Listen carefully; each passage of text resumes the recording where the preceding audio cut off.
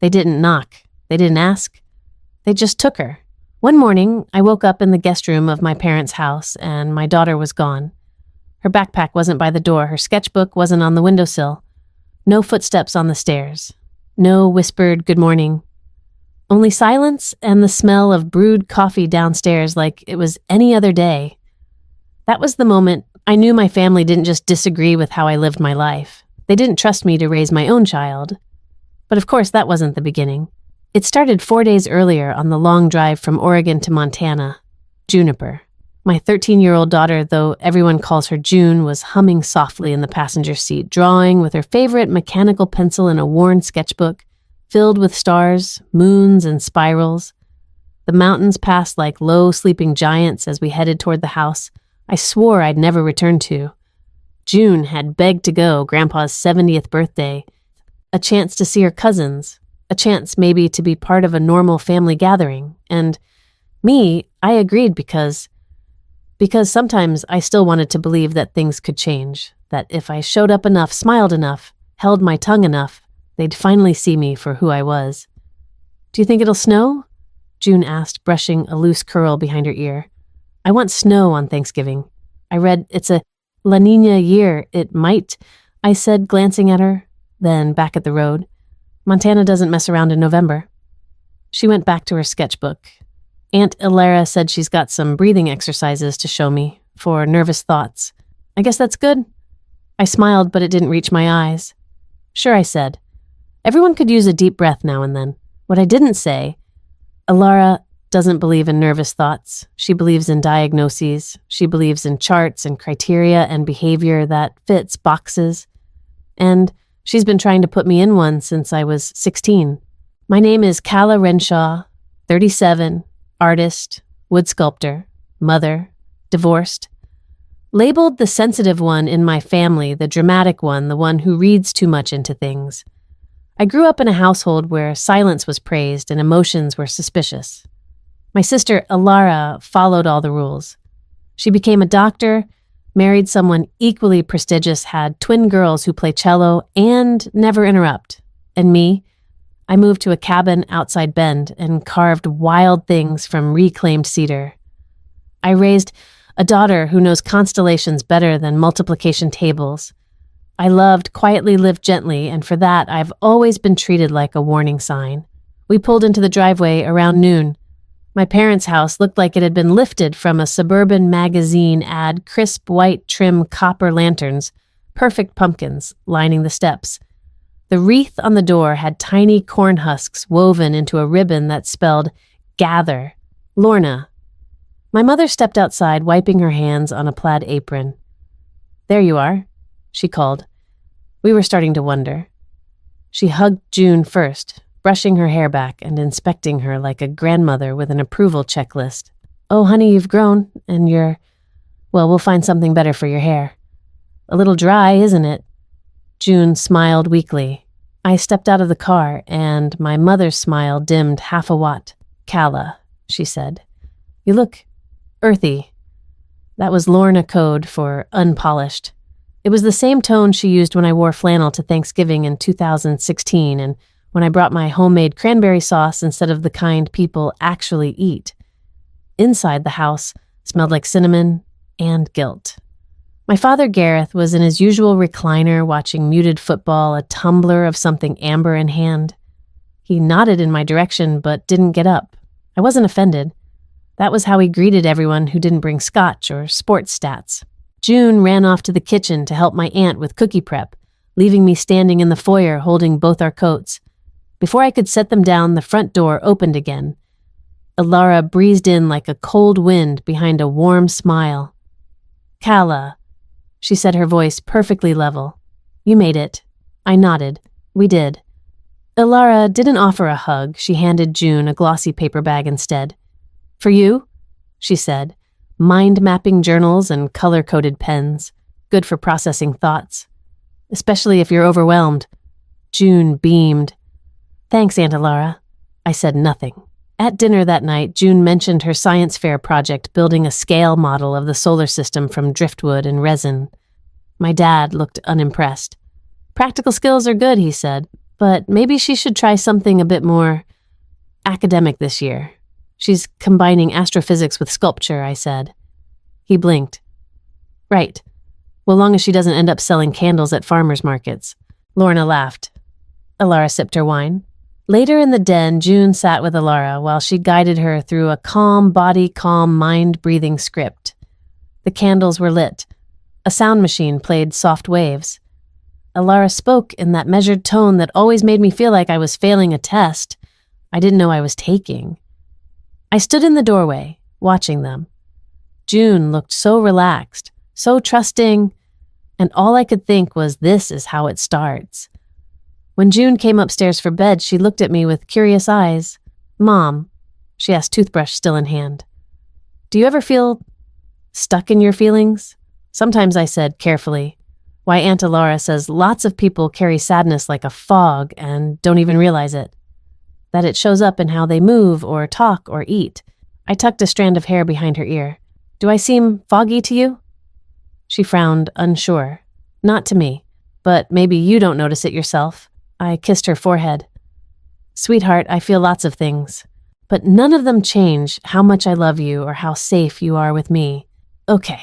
She nodded slowly and I hugged her longer than usual. That night, I couldn't sleep. The air in my old bedroom felt tighter somehow, like the walls had closed in a few inches since high school. I wandered down to the kitchen for tea and paused by the hallway to the study. The door was cracked, light spilling through. I heard Alara's voice. She's showing signs again. Withdrawal, low resilience, emotional rigidity. I'm concerned, especially for June's long-term adjustment. Pause. Then, if we can get Miles to agree, there's a path for temporary placement. I've already spoken to a child psychologist who's willing to document concern. The kettle in my hand nearly dropped. I backed away from the hallway, heart pounding. Alara was talking about me, about June, about taking action. And Miles, my ex-husband, who lived 3 states away and hadn't asked about June's school in over a year, was part of the plan. Back in my room, I paced. I stared at the ceiling. I ran my hands through my hair. My breath came faster than it should have. They couldn't. But deep down, some old hidden part of me whispered, yes, they would. Because they always have. Not this, obviously, not this openly, but always with the same message. You are not enough. You never were. And now, they were about to prove it. Sleep didn't come easy that night. I lay there, staring at the ceiling with its faint crack running like a scar across the plaster, listening to the soft creaks of the old house. June slept across the hall in what used to be Alara's room, and I could picture her curled under that ridiculous floral comforter, her sketchbook probably tucked under her pillow, unaware that her world was already starting to shift beneath her. At 5:12 a.m., I finally gave up. I pulled on a sweater, tiptoed past the hallway, and slipped out onto the back porch. The morning air bit through the fabric and made my skin tighten, but it cleared my head.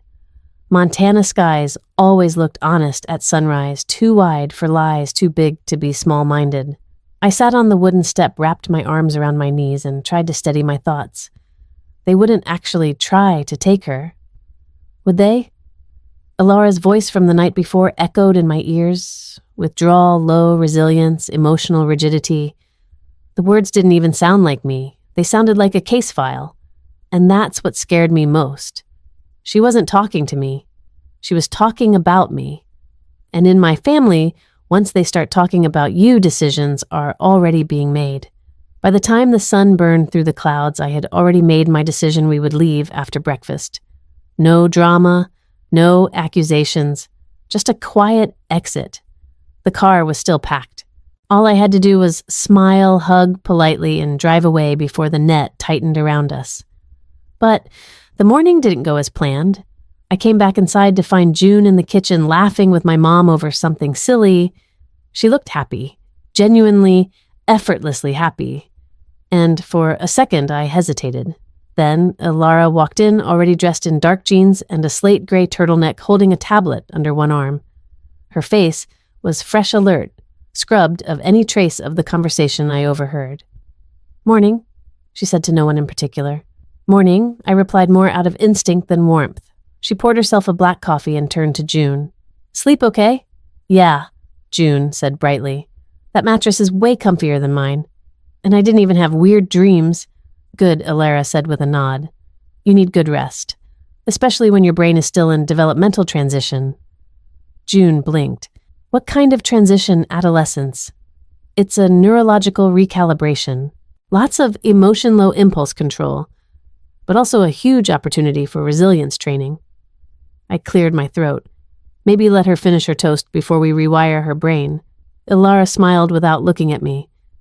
You always had a sharp tongue in the morning, and you always had a clipboard where your heart should be. The silence that followed was soft but cutting. June looked down at her plate. Mom stepped in quickly. Why don't we all head to the community center later? They're having a little craft market. Could be fun. That was the Renshaw way, smooth over distract pretend. And, like a fool, I went along with it. We ended up walking through rows of handmade pottery-scented candles and painted signs that said things like live, laugh, love and in this house we do real. Ilara hovered near June the whole time, pointing out booths, making suggestions, offering casual insights on cognitive development. I watched my daughter nod along, soak it all in.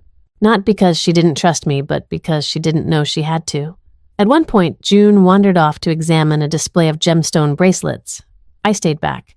Ilara took the opportunity to step closer, her tone low and syrupy. You seem unsettled. Cut the crap, Ilara. I heard you, last night, talking to whoever, about Miles, about taking June. She blinked once, then composed herself in record time. I'm concerned, and I'm not the only one. June's well-being is being impacted. She's displaying anxiety patterns, hyper-responsibility, sleep fragmentation, somatic fixation. She's 13. I snapped. She draws planets and worries about her science grade. That's not pathology. That's growing up. Ilara's smile thinned. You're not well, Kala. You haven't been for a long time. I took a step closer. You mean I haven't let you label me for a long time? She exhaled. This doesn't have to be adversarial. If you're willing to agree to a short therapeutic assessment, it could help. You could even stay at the Ridgeview retreat. It's peaceful, non-clinical. 2 weeks. Just time to reflect. My chest tightened. You're talking about putting me away. I'm talking about giving you space, she said, and giving June stability. I stared at her, trying to find the sister I used to build tree forts with, the one who cried when our dog died. But all I saw was a polished woman who'd traded empathy for precision. I walked away. When we got back to the house, June was still clutching a little moonstone bracelet she'd bought for $5. It helps ground energy, she explained. Aunt Ilara said so. I nodded and told her to pack her bag, but we just got here, she protested. I know, but we've got stuff to do at home, your science project. And honestly, I think I've had enough family for the year. She frowned. Did I do something wrong? My heart cracked a little. No, baby, you did everything right. That's the problem. She didn't understand, not fully, but she followed my instructions, quietly slipping her things into her tote bag. I went downstairs to tell my parents we were leaving. Dad barely looked up from the TV. Suit yourself, he mumbled. Mom fussed with the oven temperature and said, It's a shame, really. You always leave before the best parts. But I guess that's your pattern, isn't it? Then she added under her breath, Always running before the mirror gets too close. That one landed. We were about to head out when the doorbell rang. Ilara answered it. Standing on the porch was Miles, my ex-husband. Still tall, still clean-cut, still smelling like department store cologne and control. Hey, Cal, he said. I blinked. What? What are you doing here? Ilara called. Said there were concerns? I turned to Ilara. You brought him here. She's your co-parent, she said calmly. He has a right to be part of the conversation. This isn't a conversation. June stood halfway down the stairs, clutching her backpack, eyes wide. Miles stepped forward. Look, we just want what's best for June. I laughed, but it came out hollow. Don't pretend like you've been part of this family. You haven't shown up for her in months. You missed her last birthday. I'm here now, he said. I looked at them, all of them, and I knew in that moment they weren't planning to let me leave. Not without a fight. Not with my daughter. And the worst part, they thought they were saving her. The next morning was quiet, but not peaceful. It was the kind of quiet that follows an argument no one admits happened. June and I moved through breakfast like actors in a scene we didn't rehearse. She buttered toast without asking. I poured her orange juice with a hand that still trembled slightly. Across the table, Alara scrolled her tablet and pretended not to watch us. By mid-morning, the tension finally cracked quietly, politely, the Renshaw way. "We're having a guest today," Lorna announced over coffee, wiping her hands on a dish towel. "Just for a bit. Alara's colleague from her clinic. She's in town for the holidays." "Why would a psychiatrist be stopping by a family Thanksgiving?" I asked without looking up. "She's not just a psychiatrist," Alara cut in her tone, breezy. "She's a trauma-informed pediatric specialist. I thought June might enjoy meeting someone who understands how brains grow. She already has someone who understands her," I said. "Me." June blinked. "I don't mind talking to her, if she's nice. That's the thing about manipulation when it wears the costume of concern. Even smart people don't always see it." The woman arrived just before lunch. Dr. Ramona Klein, late 40s, crisp linen blouse, smooth leather portfolio. She introduced herself with a warm smile and a handshake that said, "I'm here to help even when no one asked for it." "I've heard so many lovely things about you, Juniper," she said. "Would you like to show me your sketchbook?" June lit up, always proud of her art. They sat in the sunroom for nearly 45 minutes while I paced the hallway just outside, pretending to scroll my phone while straining to catch snippets of the conversation. "Do you ever feel overwhelmed by your mother's moods? Does she sometimes cry in front of you? Has she ever said things that scared you?" I stopped breathing. When June returned to the living room, she looked confused. Not upset, not shaken, just thoughtful. She said, "A lot of adults carry unhealed stuff," she said quietly, sitting next to me on the couch. "And that sometimes kids need space to feel safe from grown-up storms." I nodded slowly. "You feel unsafe with me?" "No," she said instantly. But she asked if you ever forget things or act different around people. I didn't know what to say. I hugged her tightly longer than she probably liked and kissed the top of her head. "You're safe with me, no matter what anyone says." Later that afternoon, the adults gathered in the study. Me, Alara Lorna Gareth, and, to my growing horror, Miles, who had evidently decided he now deserved a seat at this table. He sat with legs crossed and fingers steepled like he was mediating a workplace conflict, not discussing the future of his daughter. "I just want to be supportive," he said. "I've missed too much. That's on me. But I'm here now." Alara nodded solemnly. "And we appreciate that. Really." "I don't," I muttered. Alara ignored me. She pulled a folder from her bag and laid it carefully on the coffee table. "We've done a lot of talking, and I think it's time we share our concerns in a more structured way." Gareth cleared his throat like he was giving me one last chance to behave. "This," Alara said, sliding the folder toward me, "is an unofficial behavioral review.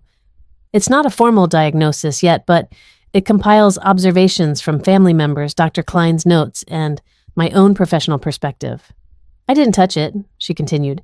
"It strongly suggests patterns consistent with borderline personality disorder, emotional instability, fear of abandonment, reactive behavior, inappropriate anger, and most critically unstable relationships." I stared at her like she'd grown a second head. "You're diagnosing me now?"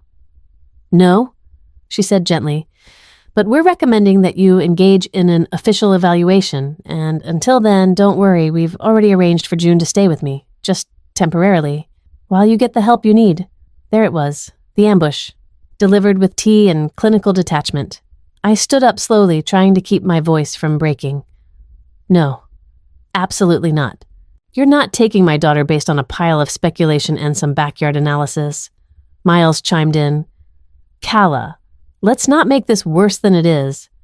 "Oh, it's exactly as bad as it is, Miles. You disappear for a year and then show up the second she waves some paperwork in your face," Lorna stood trying to mediate. "It's not about punishing you, dear. It's about protecting June from volatility." I snapped. "Volatility? You raised me in a house where we couldn't cry, couldn't yell, couldn't even feel without being labeled a burden. And now you're punishing me for breaking that mold." Alara stayed seated, calm as ever. "This isn't about your past. It's about your present state. and whether you're equipped to parent safely. I took a deep breath, then another. My hands shook. I'm not unstable, I said. I'm angry. That's not a disorder. That's a reaction to being manipulated by the people who were supposed to love me. Then I turned to Miles. You think she should live with your sister-in-law? Miles. You think that's better than with the mother who's been raising her alone for 13 years? He looked away. Coward. I left the room before I could cry, before I could break in front of them. June was reading in the upstairs hallway, legs stretched across the carpet, earphones in. I touched her shoulder. She pulled one earbud out. Can we talk? She nodded. But before I could start, my phone buzzed. Tom. I stepped into the guest room and picked up. His voice was quiet. Hey, everything okay? I swallowed. No. Pause.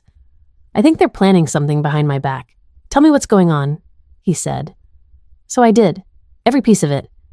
And when I finally stopped talking, there was a long silence. Then I'll be there by tomorrow. Hold tight, Calla. We're not letting them do this. I woke to silence. The kind of silence that isn't peaceful but hollow. Still. Off.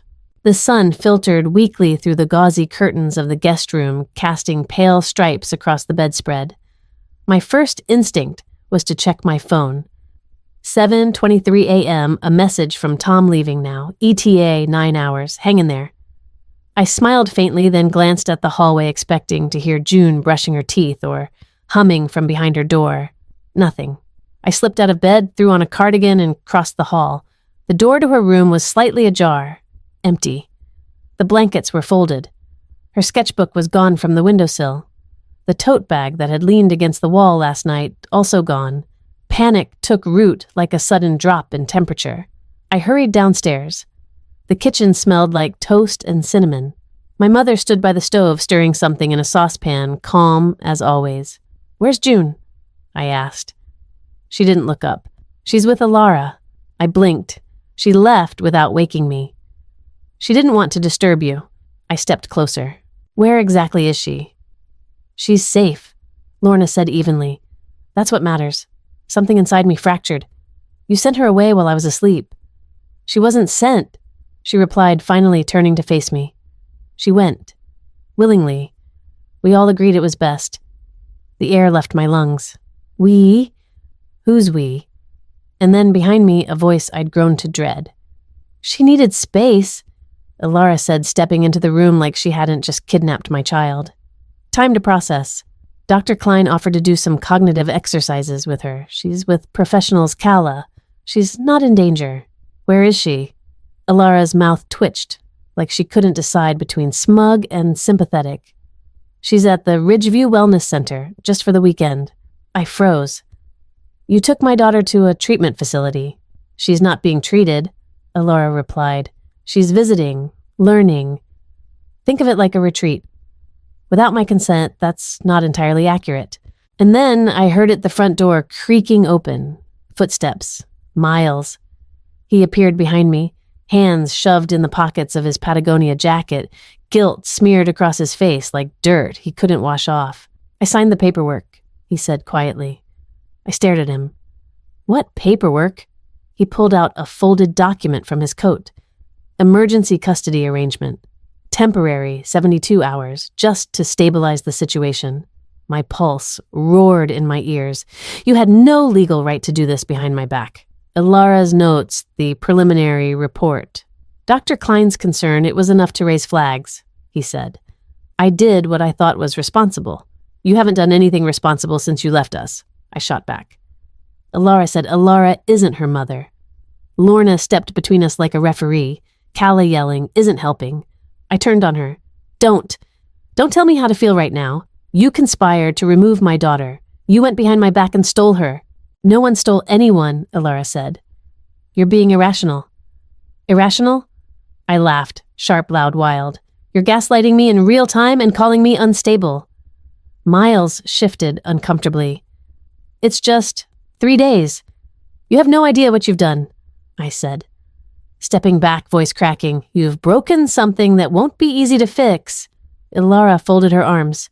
If you'd agreed to treatment sooner, none of this would have been necessary. I turned and ran upstairs before I said something I couldn't take back. The guest room felt smaller than before. The walls closed and the ceiling dipped. I sank onto the bed, clutching my phone with numb fingers. I called the police. An officer with a tired voice answered. I explained everything my daughter taken without my consent to a facility I never approved. He asked questions. Asked if there was documentation. I gave him the names, Miles, Ilara, the Ridgeview Center. Then he paused. Ma'am, he said slowly, I'm looking at an emergency custody authorization filed yesterday, signed by the father and accompanied by a behavioral summary from a licensed clinician. It appears to be legal. No, I whispered. No, she's mine.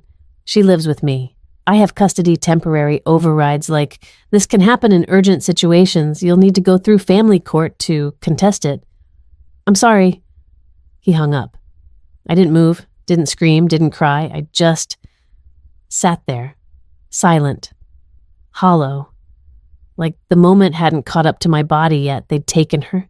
Legally, they'd planned this, built it piece by piece like a courtroom diorama, painted me as a danger, a disruption. And while I slept, they'd stolen the one person who made my life matter. The doorknob turned behind me. It was Lorna. She didn't enter, just stood there in the frame like a woman visiting a museum she didn't care for. She'll come back, she said. Once you're calmer, more reflective. This is your opportunity, Kala. Don't waste it. I didn't answer. I remember when you were 14, she continued. The counselor said you needed structure, but you resisted. You always resisted, even when it was for your own good. I looked at her then, really looked, and I realized she didn't see herself as the villain in this story. She saw herself as the savior. She always had. After she left, I finally cried. Not a sharp, dramatic sob, but a slow, creeping wave that broke over me piece by piece. I buried my face in the pillow and screamed into it because there was no one in that house who would hold me. And then, mercifully, my phone buzzed. It was Tom. He'd just crossed into Idaho. ETA 5 hours. I didn't respond right away. I just stared at his name on the screen like it was the only real thing left in the world. When I finally texted back, my fingers barely moved. They stole my daughter. By the time Tom pulled into the driveway, I was no longer sure what was real. I'd barely spoken in hours. Lorna kept offering me decaf tea with lemon, like that would somehow reverse what they'd done. Gareth stayed glued to the television, tuning out everything that wasn't sports or bourbon. Ilara disappeared for most of the day, likely checking in with June at Ridgeview, shaping the narrative in real time. When Tom walked through the door, I met him with trembling hands and eyes that burned. He didn't ask questions. He just pulled me into a hug so tight it made my ribs ache. It's worse than I thought, I whispered. I know, he said. Let's fix it. But fixing things in a house where truth was optional proved harder than expected. Dinner that night was surreal. Lorna laid out her usual spread dry turkey green bean casserole, something pretending to be cranberry sauce. Gareth carved meat with mechanical precision. Ilara passed roles like she hadn't orchestrated a full-blown custodial coup. They'd already written me out of the script. I wasn't a mother anymore. I was a liability. Miles didn't show. Tom and I sat at the far end of the table like visiting friends who'd overstayed their welcome. Let's try to have a calm evening, Lorna said, slicing into the silence like a sermon. Ilara folded her napkin neatly. Exactly. No point making this harder than it needs to be. I looked up. Harder for who she gave me a thin smile. For everyone. That's when she did it. She reached into her purse and slid her phone onto the table. With one tap, she pulled up a video call. And there was June. Her face was framed in soft light hair, tucked back, posture perfect. Behind her, a beige room that reeked of calmness. Ridgeview's decor philosophy was clearly therapeutic sterility. Hi, Mom, she said. My breath caught. Hi, baby. Her voice was even, polite. They said I shouldn't come back yet, not until the clinicians are done with their assessment. What clinicians? Dr. Klein and the team. They're helping me understand how to create boundaries. I looked closer. Her expression was familiar, but something underneath had shifted, like someone had edited her tone. Smoothed out the June I knew. Sweetheart, do you feel safe there? She nodded. Do you feel safe with me? Pause. Then they said, you might be sick, and sometimes sick people don't know they're sick. I swallowed hard. Who said that? Alara gently reached over and ended the call. No need to overwhelm her, she said. She's working very hard. You're feeding her a script, I said. She's forming her own language. You're teaching her to doubt everything she's ever trusted. Gareth finally spoke, his voice gravelly from whiskey and age. You always did make up stories, Calla. Even when you were little. Remember the thing about hearing voices in the woods? Took us weeks to convince you it was just wind. Tom leaned forward. You realize what you're doing is emotional abuse, right? You're reframing her reality. She needs structure, Alara snapped. Not chaos. Tom turned to me. Let's go. We don't have to sit through this. But I didn't move. Not yet. I looked at Alara. What if I signed something just to get her back, like what? An agreement to do therapy, stay at Ridgeview, whatever. Alara's eyes narrowed. If you voluntarily commit, we can talk about reuniting the two of you sooner, Calla Tom warned.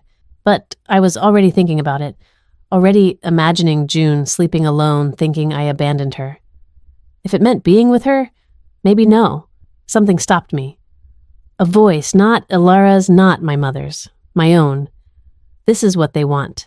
Later that night, I lay awake in the guest room again, listening to the groan of the old radiator. Tom sat beside me, scrolling through legal articles and guardianship codes, trying to build a lifeline out of scattered information. I need proof, I said. Something that shows this wasn't about my mental health, that it was calculated. Tom looked up. You said you heard her talking that first night. Planning something. I nodded. And she was in here, right? The study. No, I said. She was down the hall. But her voice carried. He scanned the room slowly, then stood and walked to the bookshelf. Did you keep anything in here? No. This was always a guest room. He crouched near the baseboard and ran his fingers along the seam between two slats. Then he stopped. What is it? I asked. He reached in and pulled out something small. Black, rectangular, a voice recorder. We stared at each other for a long moment. Tom hit play. Nothing at first, just static. Then Alara's voice. Patient. Controlled. Try it again, June. Say, sometimes my mom gets sad and then yells. It scares me. Good. Let's do another. I clutched my chest. She coached her. Tom nodded. This changes everything. I didn't cry. Not yet. I just breathed. For the first time in days, I breathed, and I knew exactly what we had to do. The next morning, something in me had shifted. Not everything was fixed, far from it, but the numbness had cracked, and underneath it something sharp had begun to take shape. Resolve. Tom made coffee while I sat at the kitchen table with the recorder. I played the clip again. Alara's voice soft but clear. Coaching. Manipulating. Repeating the lines like a teacher drilling a child for a school play. She knew she was being recorded, Tom asked. No. Which means this isn't the only time she's done it. He nodded, rubbing his jaw. Time to bring in someone who doesn't answer to her. We drove 30 minutes into Bozeman that afternoon. Tom had already researched a licensed psychologist, unaffiliated with Ridgeview or Alara's clinic, Dr. Naomi Hirsch, a trauma-informed clinician with over 20 years of independent practice. Her office sat above a bookstore tucked away like a secret that only the right kind of broken person could find. Her waiting room smelled like cedar and peppermint. No fluorescent lights, no sterile walls, just warm colors, soft chairs, and the kind of silence that felt earned, not forced. She greeted me at the door herself. Calla, I'm Naomi. I'm so glad you reached out. Her voice was kind without being condescending. Her handshake was firm. Her eyes didn't scan me like I was data. They saw me. I'd like to take some time, she said once we were seated. Multiple sessions, a real assessment, not a snapshot. Is that okay with you? Yes, I said. That's why I'm here. We started with simple questions, sleep diet, memory mood, then deeper childhood trauma history, emotional triggers. I didn't sugarcoat anything. I told her about the panic attacks I used to have in my 20s, about how sometimes I cried in the car just to reset, about my fear of losing June, about the recorder. She listened, took notes, never once used the word unstable. By our third session, she looked up from her pad and said something that stunned me. Kala, based on what I've seen so far, I see no evidence of any personality disorder. You're not disordered. You're reacting to sustained emotional stress, boundary violations, and systemic gaslighting. I exhaled so hard it sounded like a sob. You're telling me I'm not broken. I'm telling you, you've been treated like you are. There's a difference. Later that day, back at the house, Tom was sorting through flash drives and legal files. He'd already reached out to a local attorney, someone who specialized in contested custody and abuse of power in mental health systems. "What did she say?" he asked. She said, "I'm not crazy." He smiled and handed me a cup of tea. "I could have told you that for free." We played the rest of the voice recorder that night. It wasn't just one session. There were 3. Ilara's voice guiding June like a GPS through phrases and planted memories. Say she sometimes stares into space and doesn't answer you. Say she called herself a failure as a mom. Say she sleeps all day when she's sad. None of it was true. But I understood now how they'd built the file, why the judge signed off. It wasn't just Ilara's report. It was manufactured compliance. They weaponized language and trust. And June, God help her, had no idea she was being used. "Will this be enough?" I asked. "It's more than enough," Tom said. "We've got recordings, a licensed psychologist's assessment, and witnesses. And Thanksgiving is in 2 days. Perfect timing for a reckoning." He looked at me. "Are you ready to confront them?" I paused. Let the question hang in the space between fear and fury. "No," I said, "but I won't stay quiet anymore." The next morning I sent a message to Lorna. "We'll be attending dinner. Please tell everyone to be there. It's time we cleared the air." She responded 3 hours later with a passive-aggressive thumbs up. We spent the day preparing. Tom burned copies of the recordings to a USB. I typed and printed Dr. Hirsch's summary. He found an old Bluetooth speaker in the garage. I borrowed a jacket that made me feel taller. The night before Thanksgiving, I stood in front of the mirror in the guest room and looked at myself not to adjust makeup or hair, but to remember my own face, without their judgment clouding it, without shame clinging to the edges. Kala Renshaw, 39 years old, survivor of emotional isolation, family rewriting, and medical betrayal, and still standing. "I want her back," I whispered. "You will," Tom said from behind me. "You're not the one who should be scared anymore." Thanksgiving arrived with gray skies and a cold wind that made the windows rattle. Inside the Renshaw house, the long oak dining table had been set with china that only saw daylight once a year. Crystal glasses, matching napkin rings. It was a performance as always. Nothing could be out of place even when everything was. I dressed carefully. Simple but sharp black slacks, burgundy blouse, the jacket that made my shoulders look squared. Tom wore navy. Clean lines. Confident silence. When we stepped into the house, the conversation dropped by half. Lorna greeted us with a practiced smile. "You're early." "We're on time," I said. "Everyone else is late." Ilara sat perched on the arm of the fireplace chair, wineglass in hand. Her expression didn't shift. Miles stood beside her, awkward small. Gareth and 2 cousins I barely remembered chatted near the pie table. Everyone paused when I walked in. Everyone looked, except June. She was on the couch, legs curled under her face, lit by the glow of her tablet. When she saw me, her fingers froze mid-swipe. Then slowly she set it down. "Hi, Mom," I smiled softly. "Hi, baby." She glanced at Ilara, then back to me. Cautious, guarded, but not cold. Ready for family photo time, Lorna clapped her hands. "Let's gather before everything gets cold." The cousins lined up first, then the older adults. Then Gareth and Lorna took the center, flanked by Ilara and Miles. June stood off to the side, hesitating. When I moved to join, Lorna gestured vaguely. "Why don't you stand on the end, Kala, for symmetry?" I froze. Then, without a word, Tom stepped behind me and gently guided me 2 spots inward.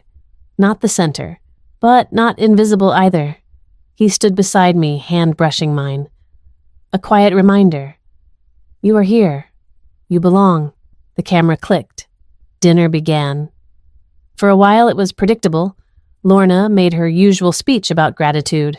Gareth mumbled a joke about the economy. Cousin Danny complimented the stuffing. I said nothing. I didn't touch my wine. I let them get comfortable, because comfort was a fragile thing, and I was about to shatter it. When the first round of dessert plates was passed, I stood. My voice was calm, even. I have a few words. Conversations died mid-sentence. Forks froze. Gareth shifted in his chair. Now's not the time. It is, I said. It's exactly the time. I turned to June, locking eyes with her. This isn't about shame or anger. This is about truth. Then I pulled the small speaker from my bag.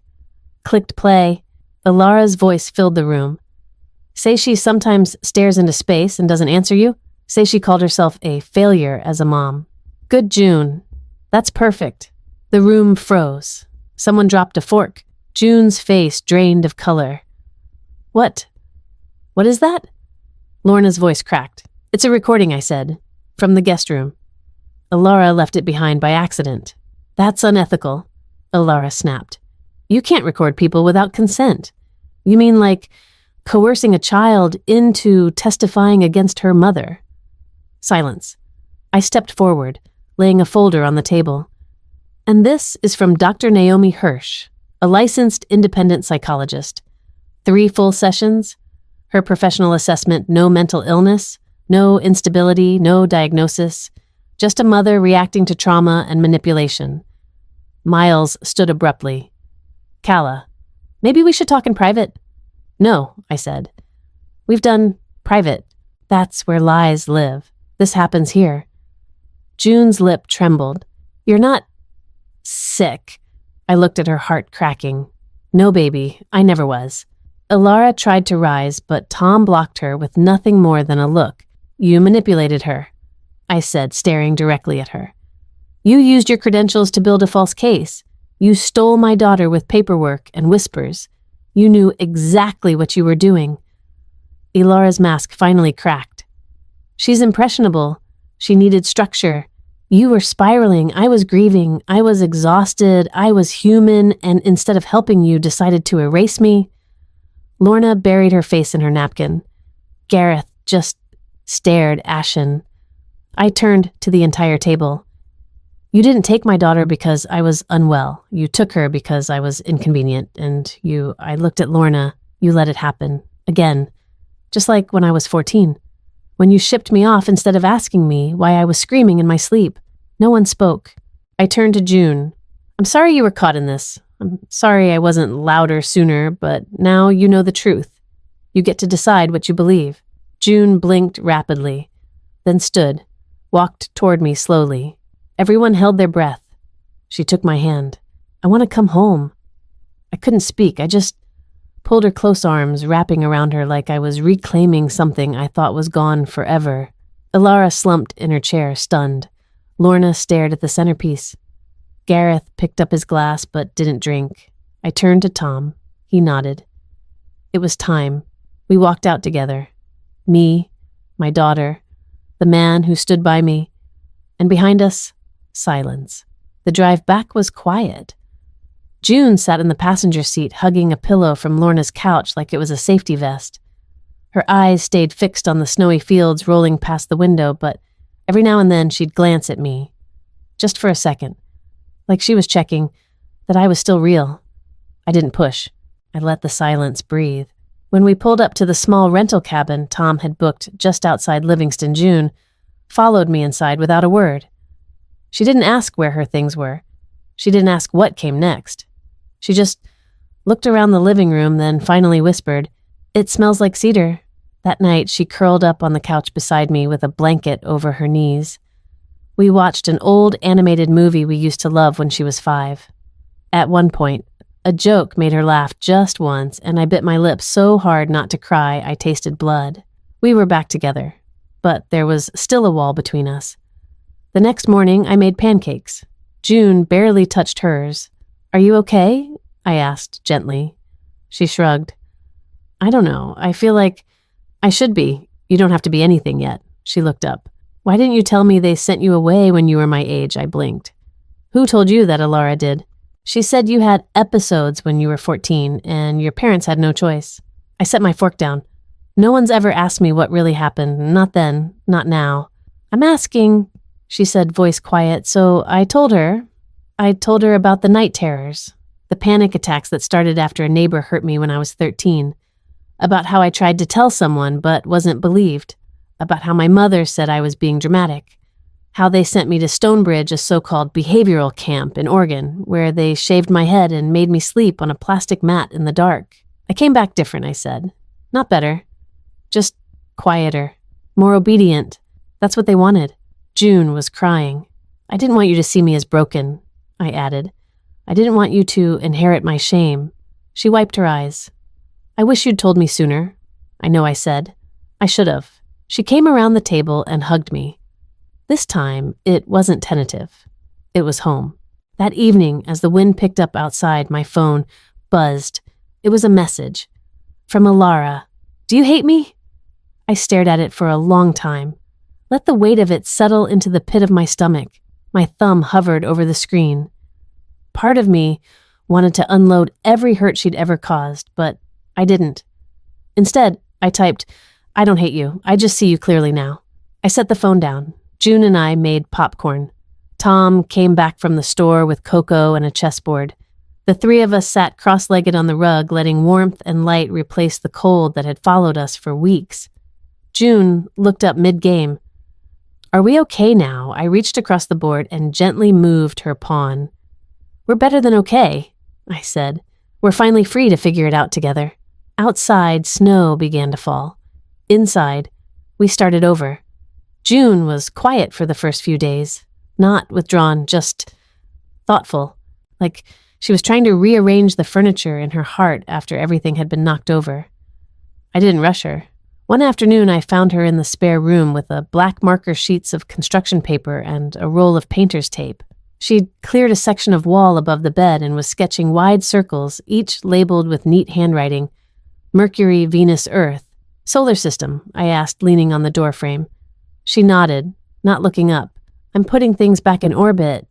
Her voice was steady, but something inside me broke open and poured light. When she finished placing Pluto at the edge, I know they said it's not a planet, but I still like it. She stood back to assess. In the center of the circles drawn in bright yellow marker was the sun, but she'd added something new. In small red letters across the solar flare, Mom, I bit my lip. That's me. June shrugged. You're the center again. Where you always were. I crossed the room and wrapped my arms around her. She didn't pull away. That night, Tom built a fire while I stared out the cabin window at the snow stacking gently on the pine branches. Something about the quiet here made space for things to rise to the surface. Guilt, grief, relief, and something I hadn't felt in years. Peace. Tom handed me a cup of hot cider and sat beside me. She's doing okay, I said. Better than I expected. You both are. We sat for a while before I finally said, I keep wondering what forgiveness should look like. Tom sipped, then nodded slowly. Forgiveness isn't a free pass back into your life. It's a choice to stop carrying their shame on your shoulders. I looked down at my cup. What if they try to come back? Then you choose the door they're not allowed to walk through, he said. You get to draw the line this time. The next morning, I found a letter slipped between 2 holiday catalogs in our makeshift mailbox. The envelope was stiff, heavy paper. My name was written in Alara's clinical script. I opened it with shaking hands. Kala. There's no version of this that feels good enough. I told myself I was protecting June, but the truth is I was protecting my own image of being the capable one, the one who fixes things. I used my training to justify control. I convinced myself I was helping, even as I ignored what you were actually saying. I see now how far I crossed the line. You don't owe me a response. But I needed to say this to your face once, even if it's on paper. Alara. It wasn't dramatic, it didn't beg, but it was honest. I folded the letter carefully and placed it in the same drawer where I'd kept the custody filings and Dr. Hirsch's report. Not as a wound, as record-keeping. A piece of the truth that didn't need to be relived, just acknowledged. 2 days later, another envelope arrived. This one was plain white, no return address. Inside was a sticky note. All caps, blocky handwriting. I should have protected you, I didn't know how. Dad. That was it. No excuses, just 7 words that carried the weight of decades. I held the note for a long time, longer than I expected. And then, slowly I placed it in the drawer beside Alara's letter. Closure didn't mean reconciliation. It just meant I didn't have to keep checking the lock anymore. That evening, as the snow kept falling and June watched a documentary about black holes in the living room, Tom and I sat on the steps again, wrapped in a shared blanket. She wants to paint the wall next, I told him. Let her paint the whole universe if she wants. I used to think parenting was about control, I said. Now I know it's about being the gravity she can return to when the world lies to her. He looked at me and smiled. That's a better definition than most therapists I've heard. We laughed softly, the kind of laugh that doesn't require sound to be felt. The following morning, June brought me a drawing she'd made a new planet. It had rings like Saturn, but with bright green oceans and purple trees. She'd labeled it Home. What's this? I asked. It's us, she said. It's what we're building.